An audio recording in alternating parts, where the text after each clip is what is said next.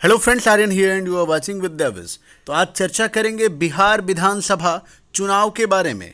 इस विषय पर पूर्व मुख्य चुनाव आयुक्त से बातचीत का कुछ अंश भी दिखाएंगे। अगर आपने मेरे चैनल को अभी तक सब्सक्राइब नहीं किया है तो सब्सक्राइब कीजिए और बेल आइकन को प्रेस करके ऑल पे सेट कर दें। कोरोना वायरस महामारी और बाढ़ के कारण निर्वाचन आयोग द्वारा कुछ राज्यों में एक लोकसभा एवं 7 विधानसभा सीटों के लिए उपचुनाव स्थगित किए जाने के बाद आगामी बिहार विधानसभा चुनाव के समय को लेकर भी चर्चा शुरू हो गई है। इस विषय पर पूर्व मुख्य चुनाव आयुक्त SY कुरैशी से 5 सवाल पूछे गए। चलिए जानते हैं उन सवालों को और जवाबों को भी। पहला सवाल, कोरोना वायरस संकट में कुछ राज्यों में उपचुनाव स्थगित किए गए हैं, तो क्या आगामी विधानसभा चुनाव खासकर बिहार चुनाव टल सकता है? इस पर उन्होंने जवाब दिया कि उपचुनाव और आम चुनाव में फर्क होता है।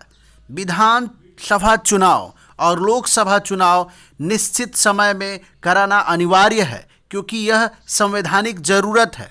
बिहार में 27 नवंबर तक चुनाव होना तय है। इक्का दुक्का सीट खाली रह जाता है तो वहां चुनाव टालने से कोई संवैधानिक संकट नहीं आएगी। ऐसे में बिहार चुनाव नहीं टाला जा सकता है। दूसरा सवाल, बिहार में ज़्यादातर विपक्षी दल चुनाव स्थगित कराने के पक्ष में है। इस पर आपकी क्या राय है? तो इस सवाल पर जवाब देते हुए उन्होंने कहा कि मुझे हैरानी है कि विपक्ष कह रहा है कि चुनाव स्थगित करो। विपक्ष का बयान तो इसके उलट होना चाहिए।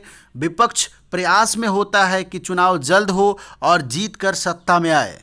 यह बात सच है कि कोरोना वायरस के कारण हालात गंभीर हैं, लेकिन मुझे नहीं लगता है कि चुनाव को स्थगित करना पड़ेगा।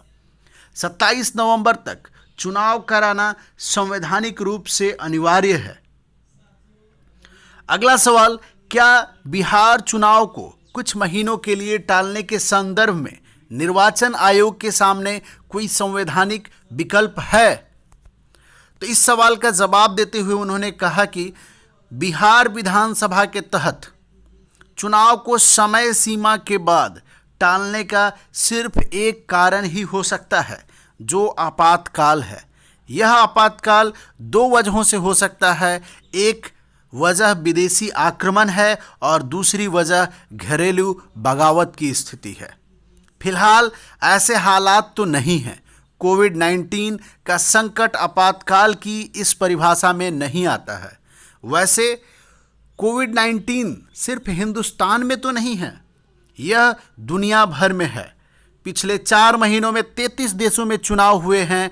सब जगहों से फीडबैक ये है कि चुनाव अच्छी तरह हुए, कोई दिक्कत नहीं आई।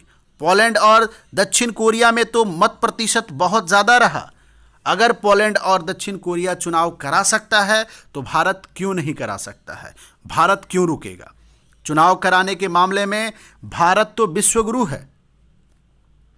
अगला सवाल जो किया गया इनसे, क्या कोरोना वायरस संकट में मतदान कराना और डिजिटल चुनाव पर संपूर्ण निर्भरता कितना व्यवहारिक होगा? तो इस पर जवाब देते हुए SY कुरैशी ने कहा कि देखिए, सामाजिक दूरी के नियम का पालन करना सबकी जिम्मेदारी है। बाजार जाएं तो उसके लिए नियम है, मंदिर मस्जिद जाएं तो उसके लिए नियम है। चुनाव तो एक दिन की गतिविधि है। बाजार तो रोज खुले हुए हैं। बाजार की भीड़ को संभालना ज़्यादा मुश्किल है, लेकिन चुनाव कराना इससे ज़्यादा मुश्किल नहीं हो सकता है। चुनाव आयोग कह चुका है कि हम बूथों की संख्या बढ़ा देंगे ताकि भीड़ नहीं हो।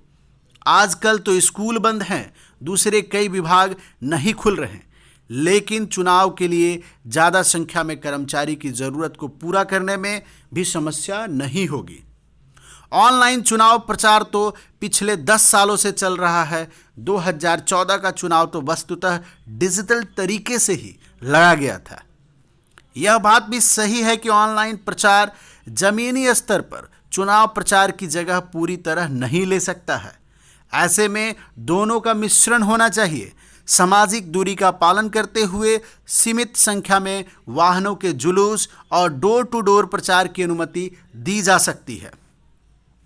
इस विषय पर तीसरा सवाल उनसे किया गया कि क्या कोरोना संकट के समय 65 साल से ज़्यादा उम्र के लोगों के लिए डाक पत्र से मतदान की सुविधा के आयोग के फैसले और फिर उसे लागू नहीं करने के निर्णय को आप कैसे देखते हैं? इसका जवाब देते हुए पूर्व मुख्य चुनाव आयुक्त ने कहा कि तकनीकी रूप से चुनाव आयोग का फैसला सही था। सरकार की तरफ से भी परामर्श है कि 65 साल से ऊपर के लोग बाहर नहीं निकले। चुनाव आयोग देश का कानूनों का क्रियान्वयन करता है। उस संदर्भ में डाक मत पत्र वाले आदेश में कोई खराबी नहीं थी, लेकिन राजनीतिक दलों ने कुछ दिक्कतें बताई। बाद में आयोग को लगा कि 65 साल से ज़्यादा उम्र के लाखों मतदाता हैं और इतनी ज़्यादा डाक पत्र प्रबंधन नहीं किया जा सकेगा। इस वीडियो में फिलहाल दोस्तों इतना ही। वीडियो को लाइक कीजिए, शेयर कीजिए और आपने अभी तक हमारे चैनल को सब्सक्राइब नहीं किया है तो सब्सक्राइब कीजिए और बेल आइकन को प्रेस करके ऑल पे सेट कर दीजिए। वीडियो देखने के लिए बहुत बहुत धन्यवाद।